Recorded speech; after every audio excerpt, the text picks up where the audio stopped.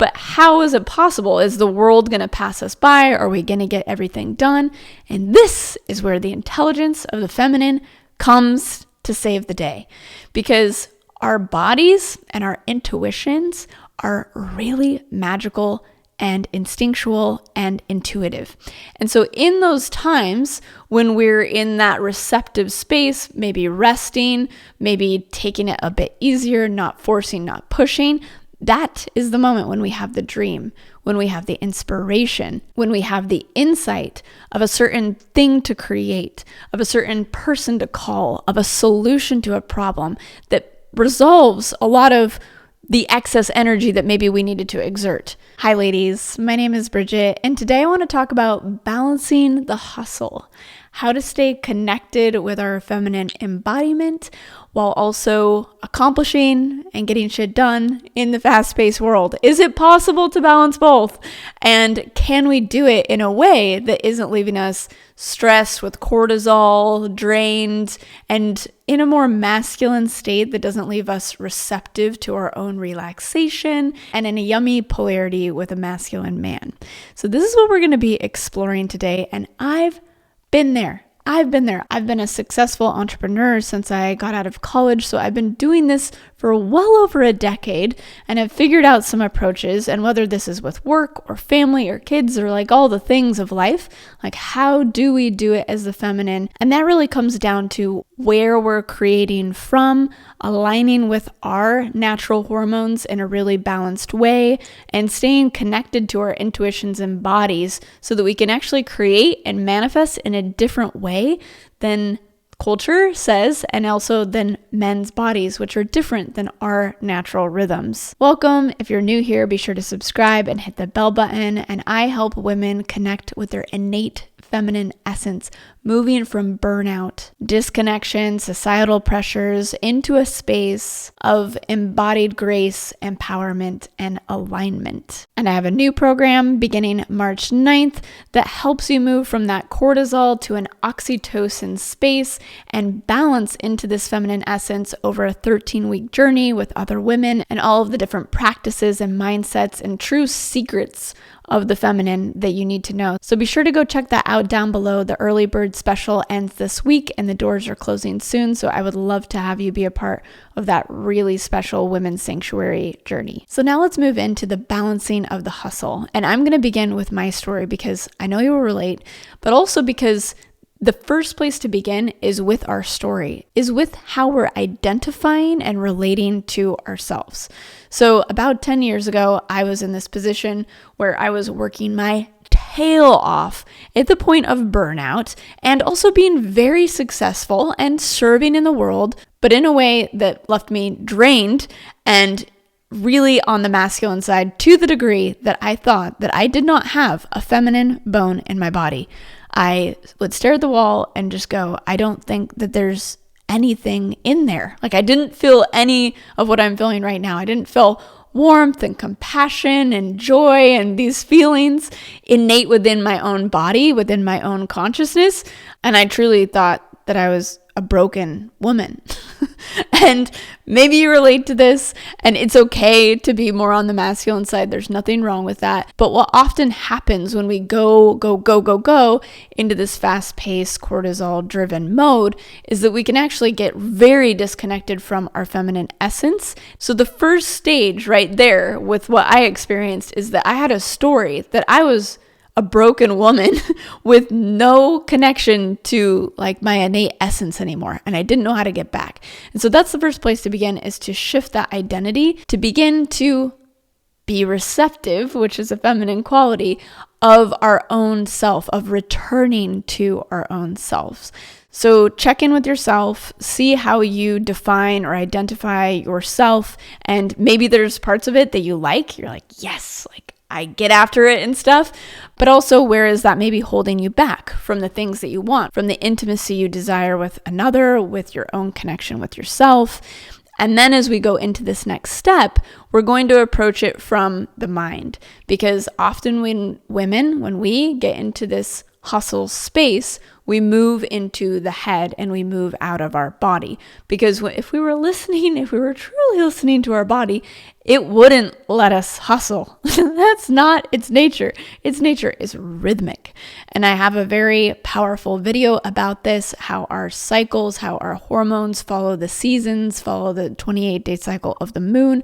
So I suggest going and watching that to get into sync with what that rhythm means. I find it most helpful to begin by convincing the mind, before we even get the body really into this, that in actuality, it is possible to be just as effective, to get just as much accomplished if we're following this rhythm of our bodies as it is if we just go and push. And I didn't believe this for a long time. I didn't believe this really for years, but I yearned for another way. And so I tested it.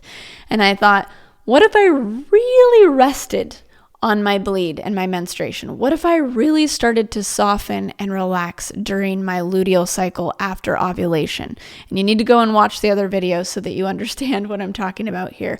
But at the certain times of the month when we don't have that much energy, what if we just let that be? And what if we just rested into that? But how is it possible? Is the world going to pass us by? Are we going to get everything done? And this is where the intelligence of the feminine comes to save the day, because our bodies and our intuitions are really magical and instinctual and intuitive.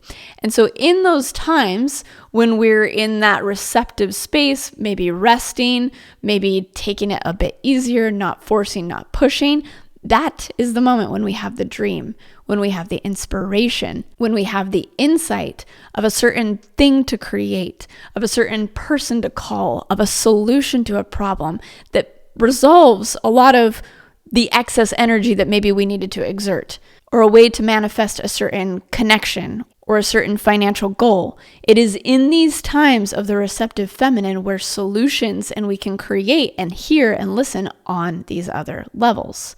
Now, the other thing that's really powerful is when we rest in these times, what it does is it powerhouses the other times of the cycle. So that estrogen time of the cycle, the ovulation time of the cycle,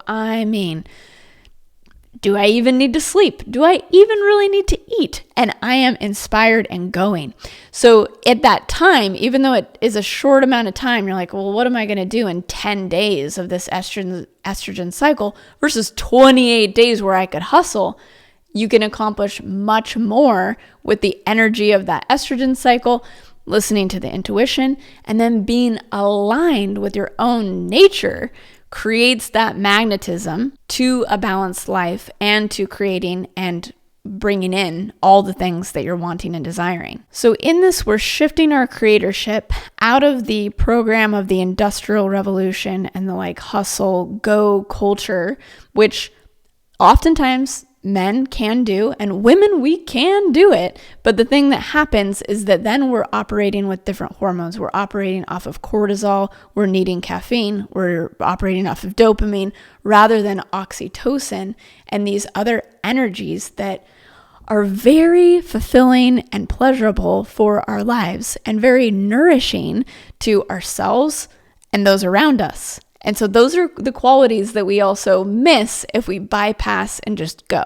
And so trusting in the power of those feminine qualities is also really important. And again, going back to that mind convincing that in the world, these certain values or accomplishment, success, or getting things done, or these certain ways of being are maybe different on the hierarchy of our own personal value system. So moving into a space where we value these other qualities as equal will elevate their availability in ourselves and also magnetize the things that we're wanting to effortlessly happen rather than needing to make them happen or force beyond our natural energy. So the last bit that I wanted to touch on, because this is super vast and we could keep on going, so please comment down below with other subjects, other things you want me to go into more deeply, is the transition.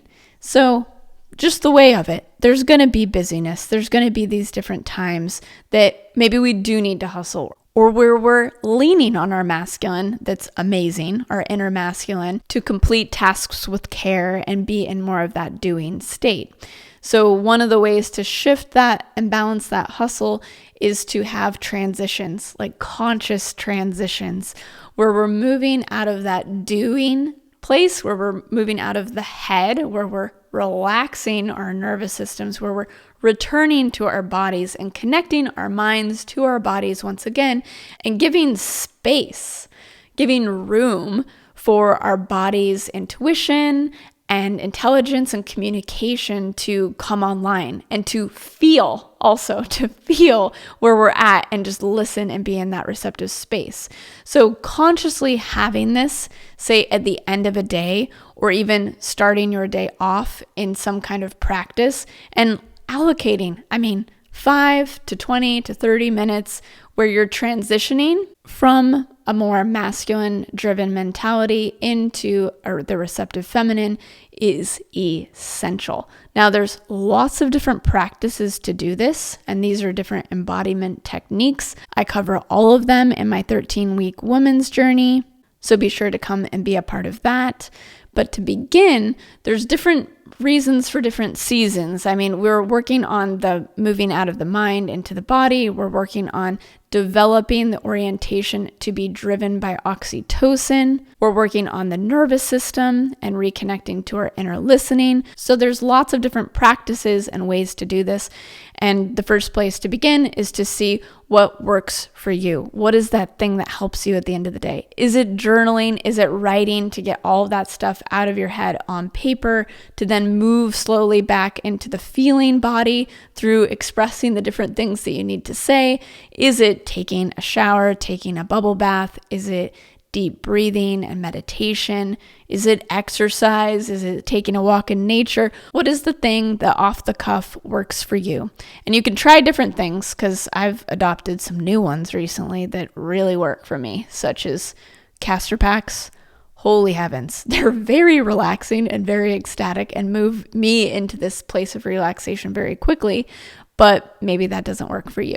So what are the things that work for you? And I'll be sharing very precise and effective and yummy practices in future videos, and of course in my upcoming program. So there will be more of that, but I just wanted to touch on that piece in this video of having some kind of transition ritual where you're consciously moving back into the body, feeling again, breathing and listening, and grows, where it becomes easier to return to this feminine essence. It's like building that pathway of coming home to ourselves. So these are some of the beginning ways to move out of the identity story, out of the mind, back into the body, to transition and to begin designing our lives in a way that is oriented to our constitution, to our natural essence, to our hormones.